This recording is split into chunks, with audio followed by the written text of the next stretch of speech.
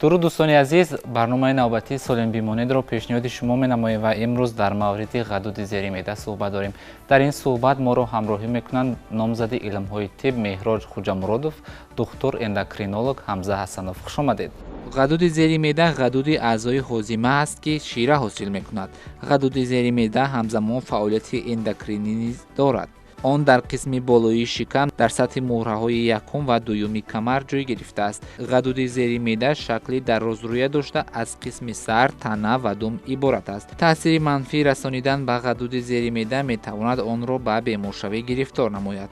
یکی از بیماری‌های آن پانکراتیت است. پانکراتیت گفته التهاب غدود زیر معده را مینامند. سبب‌های پیداشوی بیماری مختلف بوده. یکی از عوامل اساسی را طبیبان با بی‌توجهی هر یک نفر وابسته به طرز حیات سالم می‌دانند. چگونه غدود زیر معده به بیمارشوی گرفتار می‌شود؟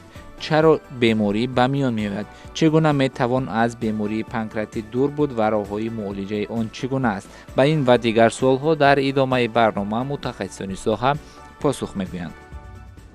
غدود زیر معده چه اهمیت دارد در ارگانیسم انسان؟ تشکر ایجاد. پیش از اون که درباره بیماری‌های که وابستگی دارند به غدود زیر معده صحبت کنیم، من میخواستم درباره خود یعنی غدود زیر معده یک دو سخن گویم. خب غدود زیر معده یکی از عضوهای هست که در ارگانیسم انسان جایگیر بوده. از لحاظ نقطه نظری آناتومیکی در زیر معده جایگیر شده است. از همین لحاظ غدود زیر معده نام بر میکنند. درازی آن از 20 تا 25 سانتی متر است. از سه قسم عبارت است: قسمی سرکی معده، تنه معده و دم میون. به خاطر چی ما به این موضوع بسیارتر میخواستیم درباره آناتومی همین صحبت کنیم؟ به خاطر آن که این عضو نقش کلیدی رو در ارگانیسم انسان میبازد، هم از نقطه نظری فعالیت اندوکرینیکی و هم از نقطه نظری فعالیت اگزوکرینیکی. غدود زیر معده خیلی که در بالا قید کردیم یگانه عضوی هست که هم فعالیت اگزوکرینیکی دارد هم فعالیت اندوکرینیکی دارد. یعنی در تجزیه، در هضم نمودن چرب ها، کربوهیدرات ها، سفیده ها نقش اساسی رو میبازد. بغیر از این فعالیت اندوکرینیکی دارد، یعنی گرمان های استحصال میکند که این گرمان ها برای به اعتدال آوردن قند اشتراک میکنند. غدود زیر معده همگی اگر در وزن گوییم همگی به کف انسان وابستگی دارد. 70-80 گرم وزن دارد، وزن خالص، مجرا دارد و 80% انمی غدود زیر معده را حجره های اتینری حاصل میکنند یا که تشکیل میکنند. امروز مثلا چرا که گرفتاران همین بیماری سالهای اخیر اینقدر زیاد شده است و هر یک نفری که واخوری اوید به بیماری یا اینکه اوید به التهاب یابی، اوید به درد از این مثلا عضو شکایت دارد؟ چرا؟ خب بیماری های پانکراتیت یا اینکه التهاب غدود زیر معده در مجموع اگر گیریم در تمام اگر بیماری های عضوی انسان رو به نظر گیریم 0.6% بیماری ها رو تشکیل میکنند. اگر در بیماری های عضوی هاضمه گیریم 9% بیماری های پانکراتیت همین بیماری های عضوی هاضمه هستند. من فکر میکنم که سبب های خیلی زیاد دارد. پیش از اون که به این سوال شما من مشخص‌تر جواب گویم، اول من باید بگم که سبب های پیدایش پانکراتیت چی است. سبب های پیدایش پانکراتیت دو سبب اساسی دارد. سبب اولی که همین یا که عامل میگیم یا سبب میگیم، سبب های پیدایشی، این سبب های بسیارتر ما میگیم عامل های اثبات شده یا اینکه عامل هایی که البته به همین بیماری خاص هستند. یعنی از 50 تا 90% سبب پیدایش پانکراتیت این اتانول یا این که الکل است. باقی مانده باشد این بیماری های تلخدان و راه های تلخ گذر، بیماری های روده 12 انگشته، این یعنی این در مجموع یا که موکویسیدوز میگن، این در مجموع این عامل های هستند که سبب انامین بیماری پانکراتیت میشن. سبب دومی که شخص به انامین پانکراتیت گرفتار میشد این عامل های تخمین شده یا اینکه عامل های دوم درجه یا اینکه سبب های دوم درجه هستند.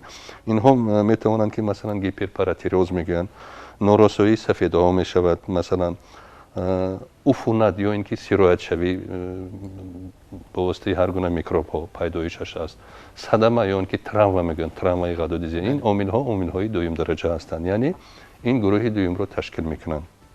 برای چی در سالهای آخر همین به سوال شما اکنون میخواستم مشخص شد جواب بدم که برای چی در سالهای آخر بیماران گرفتاری همین پانکراتیت خیلی زیاد گشتن. من فکر میکنم که یکی از سبب‌ها چیزی که در بالا قید کردیم 90 تا 90% این استعمال شراب است.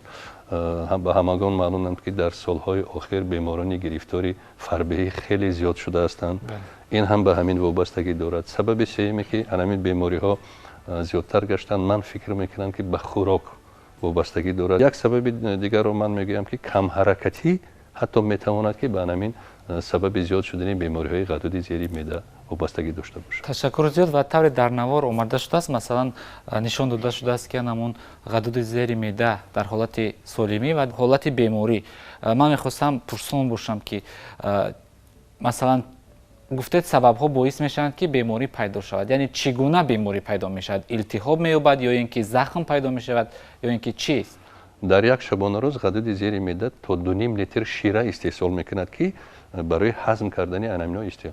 بغیر از شیره در ترکیب اون شیره معده البته فسفولیپازا، لیپازا، امیلازا، تریپسین، خیماتریپسین، همین گونه موادهای فرمنت ها موجود هستند که در تجزیه در هضم نمودن انیمی خوراک نقش اساسی را می‌بازند. مشکلی که در بالا قید کردیم وقتی که غدود زیر معده هم یک معیار خود را دارد. وقتی که ما از حد زیاد استعمال میکنیم خوراک یا بغیر از این وقتی که دائمی اون شخصانی که دائمی مثلا اتانول یا اینکه الکل استعمال میکنن البته ضرر خود را میرسد. در حالت اول ورم کنی پیدا میشود. غدود زیر معده تا آن قدری که قوت دارد مثلا تجزیه همین در تجزیه هم اشتراک میکند، رفته رفته آن ذخیره هایی که غدود زیر معده دارد نمیرسد. یعنی تریپسین، خیماتریپسین، کالیکرئین مثلا همین غدودها برای خود غدود زیر معده در حالت دموم یافتن همین عامل های اگریسیوی همین فرمنت ها برای خود غدود زیر معده ضررناک یا که زهرناک حساب میشوند. یعنی دسترکسیا یا ویران شوی حجره های غدود زیر معده به وجود میآید. آن مقدار تریپسین، خیماتریپسین، کالیکرین و غیره فرمنت ها برای خود غدود زیر معده ضررآور میشوند و در انتها میتواند که به اوتولیز یعنی ویران شوی شکل غدود زیر معده، ویران شوی حجره های غدود زیر معده آورده رسند. این حالت را در زبان طب ما پانکریانیکروز میگیم. البته پانکریاتیت میشود، التهاب میشود. در حالت پیشگیری نکردن، توابت نکردن پانکریانیکروز میتواند به دسترکسیا یعنی پانکریانیکروز یعنی ویران شوی یا که محو شوی حجره های غدود زیر معده آورده رسانند. در همین حالت البته بعد علامت های همین بیماری پیدا می شود. از مرحله آغاز تا یک درجه مزمن رسیدن البته یک چند مرحله ها رو در بر میگیرد. مرحله های اولی وقتی که شخص پرخوری میکند، وقتی که همین فاکتورها عامل های اگریسیوی زیاد میشوند، در مرحله های اول ما این رو حس نمیکنیم. تا دوام 6 ماه ما پانکریاتیت شدید میگیم وقتی که شخص گرفتار میشود.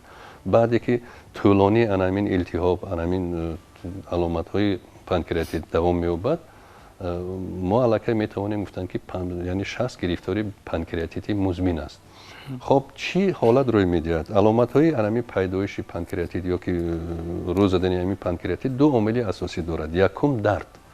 آن شخصانی که گرفتاری بیماری پانکریاتیت مزمن هستند خود میدونن، آن شخص خود میدونن که چیه درد میشود. درد چگونه است؟ دردها هستند دردهایی که زخم مانند. دردها میتوانند دردهای کند باشند. دردها میتوانند دردهای خلع کننده باشند.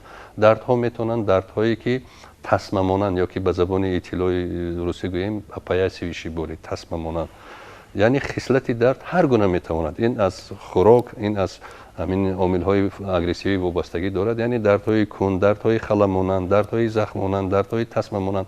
یعنی خصلت درد خیلی گوناگون هستند. در مجموع درد هست. خب بعد این دردها میتوانند که مدتی تا 10 سال شخصی که گرفتاری بیماری غدود زیر معده یا پانکریاتیت است تا 10 سال همین دردها دوام یابد.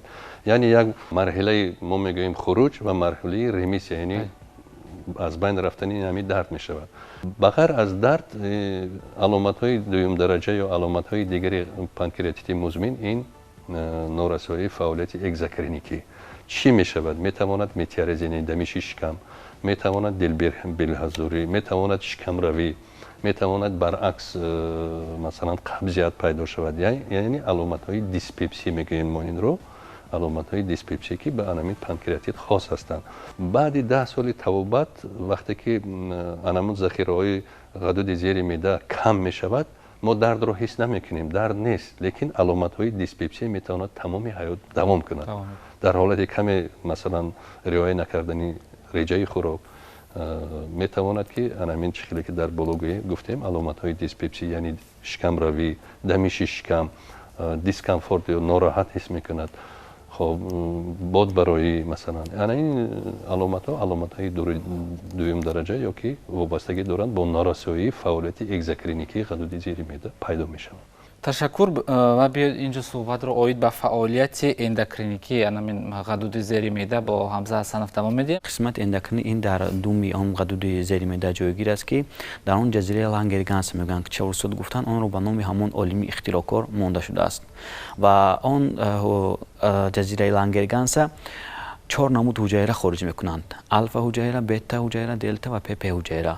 الفا حجره خارج میکنن گلیکوژن و بتا حجره خارج میکنن انسولین و دلتا حجره اینساماستاتین و پی حجره که در پانکراتین در فرمنت های غدود زیر معده اشتراک کرده برای هضم خوراک مساعدت مینمایند. اساساً گپ در سری آن میرود که یکی از سبب های بیمارشوی غدود زیر معده یعنی که کاهش یافتن آن حجره هایی که بتا حجره که انسولین خارج میکنند و آن انسولین مساعدت میکند برای پس کردن قند در خون یعنی گلوکوز در خون و این یک از سبب‌های می شود که هنگامی فوتیدن حجره ها و هنگام هم کم شدن آن قابلیت نوکی حجره ها انسان میتواند گرفتار بیماری دیابت قند شود. و این انسولین که از غدود زیر معده از بتا حجره که میبراید که نوابسته آن تاثیر میکند و قند خون و در ارگانیسم پس میکند و میتواند آن گلوکوز و آن گلوکوز را به داخل حجره ها آورده رساند. در صورت نورسوگی و یا نورسوگی مطلق و نورسوگی نسبی هستن انسولین انسان گرفتار بیماری دیابت قند می شود. این خاص اهمیت دارد به قسم اندوکرینی غدود زیر معده. در زیاد مواردها مشاهده می شود مثلا امروزها که از غدود زیر معده به بیماری دیابت قند گرفتار می شود. بسیار بین‌نهایت ما مشاهده حال می‌گردیم که در مؤسسه دولتی مرکز طبی شهر رقم که در اونجا کافدر اندوکرینولوژیا و شعبه اندوکرینولوژیا در مقیاس جمهوری در یکم است که در اونجا قرار دارد. هر روز ما 1 نفر تا 3 نفر رو با بیماری دیابت قند بار اول آشکار شده معاین می‌نماییم. وقتی که ما از اون بیماران یعنی که انامنز بیماری جمع می‌نماییم معلومات درباره بیماری جمع می‌کنیم اساساً ما می‌رسیم به آن که از سبب پرخوری از سبب رعایت نکردن طرز درست غذا آورده به این بیماری می‌رساند و دیگر بیمارشوی به دیابت قند این عامل های ویروسی و عامل های انفکسیونی باکتریولوژی میباشد که متاسفانه از سال 2020 2021 2022 که جهان رو کرونا ویروس پهن گرفت که در آنجا ما مشاهده کردیم که حتی همین کرونا ویروس میتواند که انسانها را به بیماری دیابت قند آورده رساند. همین ویروس ما سبب می شود که رفته انمو فونکسیای وظیفه غدود زیر معده که بتا حجره که انسولین خارج میکنند همانها را محو گرداند. اگر این جراحی و یا لطخوری غدود زیر معده میتواند که به بیماری دیابت قند آورده رساند. یعنی در این مورد که غدود زیر معده محض به بیماری دیابت قند گرفتار می شود عامل های تاثیررسان تاثیر می رسانند که فعالیتش را از دست دهد و به بیماری گرفتار شود. بله. صحبت رو با شما ادامه دهیم. گفتید که مثلا می تواند تا 10 سال علامت و نشانه هایش را این بیماری در پی داشته باشد و این مورد شخص چگونه خود را احساس میکنه؟ یعنی گپ سری سلامتی انسان میرود. سلامتی چگونه میشود در این مورد که مثلا 10 سال علاقه شخص با این علامت و نشانه ها زندگی میکند؟ یک چیز رو باید قید کنم که آن شخصی که گرفتاری بیماری پانکراتیت مزمن هست یا حالا درباره پانکراتیت مزمن صحبت میکنیم، آن شخص علاقه میداند که این چی است. حتی شخصانی که بیمارانی که به ما مراجعت میکنن پیش از تشخیص خودشون میگن که من پانکراتیت دارم. برای از روی علامت ها یعنی در تمام انامین 10 سال اول شخصی که گرفتاری بیماری پانکراتیت مزمن هست 2 مرحله دارد. مرحله خاموشی یعنی ریمیسیا میگوین، درد نیست، یگان چیز رو هست. در حالت ویران نمودن رژه خوراک یا که همراه شدنی مثلا عفونت ها یعنی مرحله اوجگیری یا که ابسترینی میگویم بازم پیدا میشود. آن شخصی که گرفتار هست البته در مد اول گفتیم در 10 سال اول дардҳо ҳатто дард метавонад ки дарди кун бошад, дард метавонад дарди халамонанд бошад, дард метавонад дарди шадид бошад. яъне ҳатто ҳолатҳое мешаванд ки дар ҳолати ҳамроҳ шудани панкреаникроз ё ин ки вайроншавии ҳуҷайраҳои деструксияи ҳуҷайраҳои ғадуди зери меъда ба панкреаникроз масалан оварда расонад ва дарди ниҳоят шадид, қайкунии бемаврид, доимо қайкунӣ ҳаст, дами шишикам, ҳатто бемор аз таъсири анами дарди сахт дар як ҷо қарор намегирад, ҳолатҳои пассивро интихоб мекунад. ташаккур. Биед дар мавриди уни суҳбат кунем ки масалан ин ҳангом ки шахс гирифтори ин беморӣ шудааст дар марҳалаҳои аввал то оне ки нишонаву аломатҳоро дарк мекунад ё ин ки нишонаву аломатҳоро мезананд ва эҳсос мекунад ки организм ё ин ки саломатӣ ногувор аст ва вақте ки муайян шуд ки ба бемории ғадуди зери меъда гирифтор аст ё ба панкреатит гирифтор аст, чӣ гуна ин ҳолатро бояд бартараф кард? خب چیزی که در ماده اول گفتیم پیش از اون شخصی که مثلا گرفتاری انامین بیماری هست میدوند در ماده اول ریایی میزی پرهیزی تبابت بیماری پانکریاتیت از دو چیز عبارت است. دو چیز میگفتن گرسنگی و آرامی. گرسنگی و آرامی غدود زیری میده. حتی شخصی که گرفتاری بیماری پانکریاتیت ها بودند میگفتن در دام درست روز یگان چیز استعمال نکنید. یعنی گرسنگی. دومش آرامی به اصطلاح روسی پاکوی. انمی دو چیز محک اساسی توابت انمی بیماری ها بود. در زمان امروزه هم همین موهیتش رو انمی توابت گم نکرده است، از دست نداده است. یعنی در مد اول میزی پرهیزی. یعنی شخصی که گرفتار بیماری پانکریاتیت هست باید در دوام شبانه روز از 100 تا 150 هزار به اصطلاح روسی گیم ادینیت لیپاز قبول کند.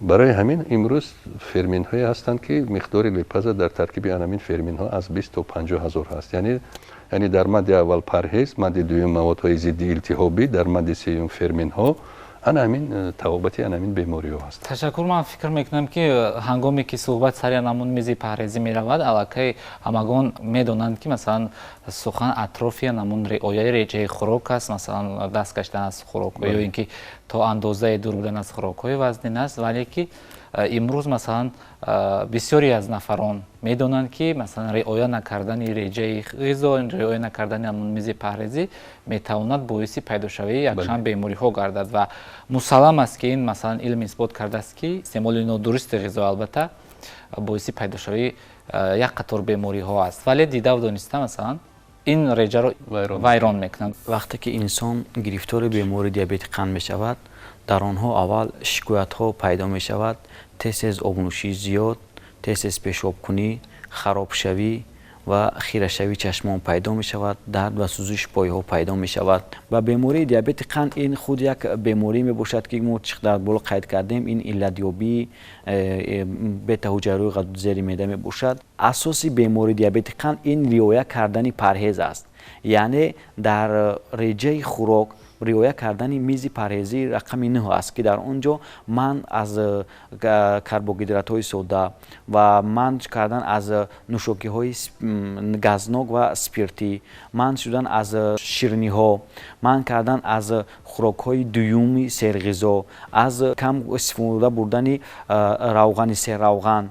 خب و به آنها توصیه داده می شود که از خوراک های دمپز، بخپز، آبپز استفاده برند. و سوم این رعایت کردن مشق های جسمانی، حرکت کردن در هوای تازه، یا بعد حرکت های جسمانی سبک مشغول شدن می باشد. سوال من خواستم که روشنی اندازم. شما سوال دادید که انسان چقدر میتواند فهمد که مثلا بیماری قند دارد یا نه. البته اینجا خصوصا در انامون غدود زیری میده. در غدود زیری میده. البته این یک چیز رو باید خاطر رسان کرد که شخص مثلا میتواند میرود قند خود رو میسپارد، قند خون در معیار است. این اصلا معنای آن رو ندارد که اون شخص قند ندارد.